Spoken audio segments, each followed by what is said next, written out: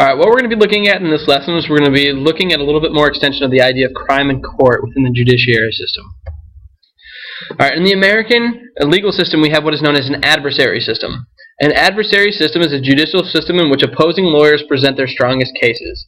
Alright, you're going to have a prosecutor and you're going to have a defendant. Alright, and they are both going to try and provide the best case as to why their side of the argument is better. But remember, in the United States we have the idea of a presumption of innocence. So here within our legal system, it's based upon the idea that you are innocent until proven guilty. So the burden of proof is on the prosecution. You do not have to prove that you're innocent. They have to prove that you're guilty. And all you have to do is, if they're making a good case, is you've got to try and provide enough reasonable doubt to make it seem like you didn't commit the crime, that there's a doubt that within a reasonable circumstance that you weren't the one that committed that crime. Alright. So in the United States we deal with two basic types of law. We've got criminal law and civil law. Criminal law deals with individuals who have violated specific laws, and these laws generally have to deal with some sort of jail time or something like that. So you've broken a law, you've got to go before the court, and they're going to determine your punishment. There can also be fines in there as well, but generally when we're looking at criminal law, we're looking at jail time, the possibility of that kind of concept. We also have the idea of civil law.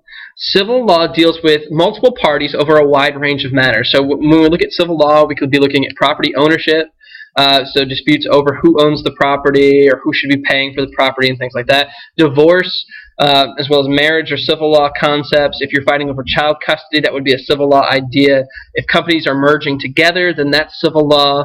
Any other kind of personal property or anything like that, if there's a dispute over those things, that those are all civil law concepts. So criminal law has to deal with jail, where civil law has to deal with trying to settle disputes. Alright.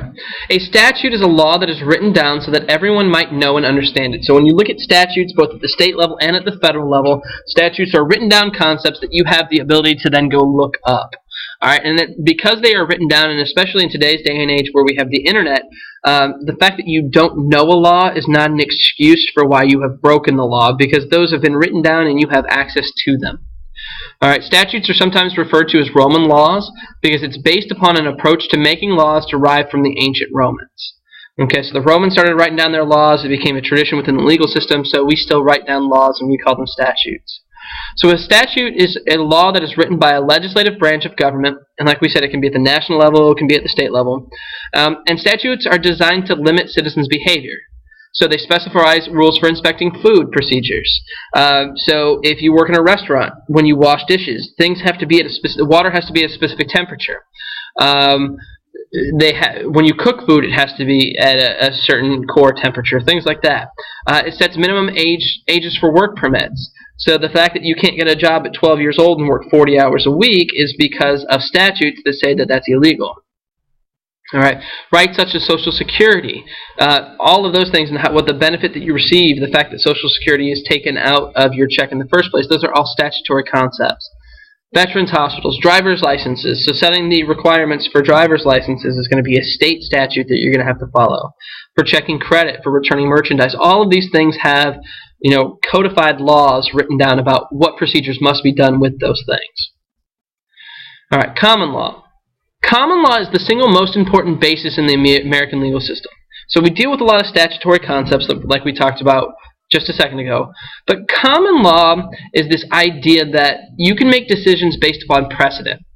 And this is what we largely see in the Supreme Court and things like that. It's decisions that are made based upon this idea of precedent. A precedent is a previous decision on the same issue.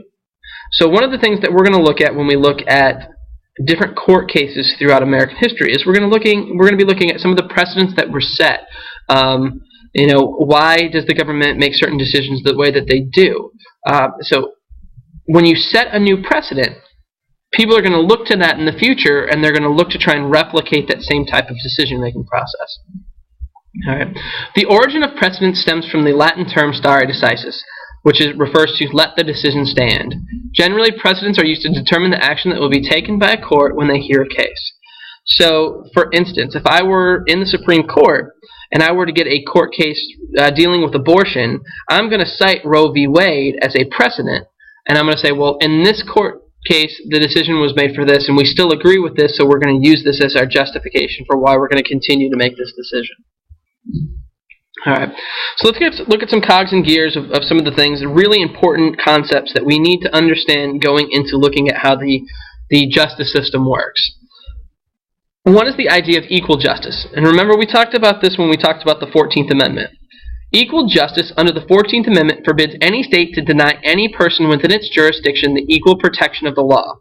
So that means, regardless of what group you are affiliated with, regardless of how you identify yourself, you are still guaranteed the protection of the law on an equal basis compared to everybody else. This means that state and local governments cannot draw unreasonable distinctions among different groups of people. Alright, now that concept of what is reasonable and unreasonable has been up for debate. And you see different movements throughout United States history that have dealt with whether or not these ideas are reasonable or unreasonable.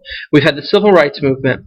We've had the women's rights movement. We're currently going through the gay rights movement and things like that. And all of these things are using this idea of equal protection under the 14th Amendment as a justification for why they should be guaranteed the rights that they're fighting for. Alright. We also have to remember that when it comes to the legal system, the idea of due process and the use of the Fifth Amendment, that is another hugely important concept when we go through and look at these things. So remember, the Fifth Amendment guarantees that proper constitutional procedures in trials and in other actions it takes against individuals must follow that due process concept. So you have to have due process, you have to be guaranteed all of those, that correct constitutional procedure when a trial is being heard against you. Alright, so let's look at some of the another concept here that it's not a legal concept. Alright, so there's something known as a bill of attainder. A bill of attainder is a legislative act pronouncing a person guilty of a crime, usually treason, without trial or subjecting that person to capital punishment and attainder. Okay, so this is saying say if I thought you had committed treason, I just automatically throw you in jail for treason, or I execute you for that treason without letting the trial process go through, without letting due process take its process. That is illegal in the United States. You can't do that.